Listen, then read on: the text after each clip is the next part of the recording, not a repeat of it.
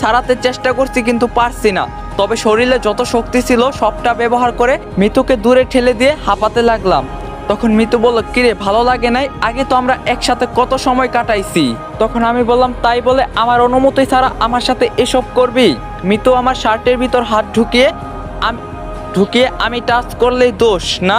আর যখন রিয়ার সাথে বলে আমাকে ঠেলা দিয়ে বিছানায় ফেলে দিল। আমি উঠে এক কোনায় দাঁড়িয়ে আছি চুপটি করে। তখন মিতু বলল, খেলা তো মাত্র শুরু, এখন তুই দেখবি। ঠাস করে জানালা ভাঙার শব্দ শুনলাম, মনে হয় রিয়া দাঁড়িয়ে থেকে সব শুনছে। তখন মিতু বলল, আমি যেটা আন্দাজ করছিলাম তাই হয়েছে। মিতু দৌড় দিয়ে আমাকে বিছানার উপর ফেলে গলা চেপে ধরলো। মিতু বলল, আমি তোরে কতবার বলছি না রিয়ার সাথে কথা বলবি না? তখন আমি বললাম, দেখ মিতু, রিয়া এখানে আসে নাই।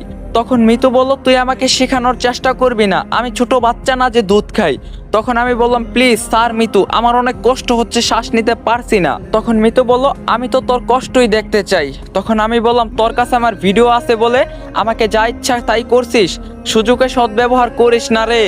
তখন মিতু বলল, বস এখানে, তোরে কিছু কথা বলি। তখন আমি মিতুর নিচ থেকে উঠে সাইডে বসলাম। আমি বললাম, তুই তো আমাকে ভালোবাসিস, আর আজকে তুই আমার সাথে এই ব্যবহার করছিস? তখন মিতু বলল, ভালোবাসা আর তুই? তখন আমি বললাম, আমি জানতাম না যে তুই এতটা নিচে নামতে পারিস।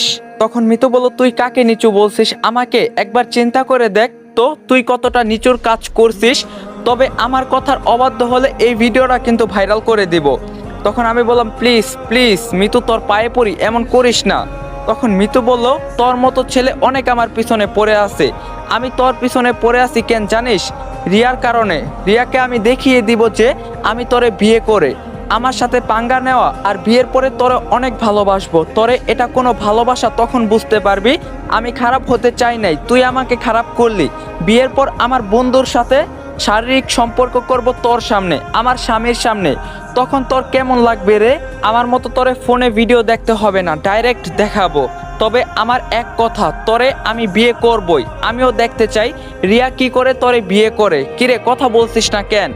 তখন আমি বললাম, কি বলবো তোরে? তোর সাথে কথা বলার মতো আমার কোনো ভাষা আছে? তবে ভাষা নাই। তবে একটা বিষয় মনে রাখিস, আমারও একদিন সময় আসবে মিতু আমার কাছে এসে আমাকে জড়িয়ে ধরে। সেটা কবে বাবু?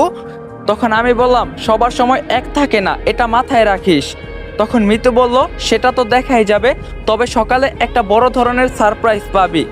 এই এখন তোর বুকের মাঝে আমি ঘুমাবো। তখন আমি বললাম, আর কি করতে চাস আমার সাথে? প্লিজ আমাকে একটু একা থাকতে দে। তখন মিতু বলল, আমার বাপুটা আমি অনেক কষ্ট দিয়ে ফেলছি না, ঘুমাও এখন কেমন? আর যদি মাঝরাতে কোনো মেয়ের শরীরের প্রয়োজন পড়ে আমাকে বলবা, আমিও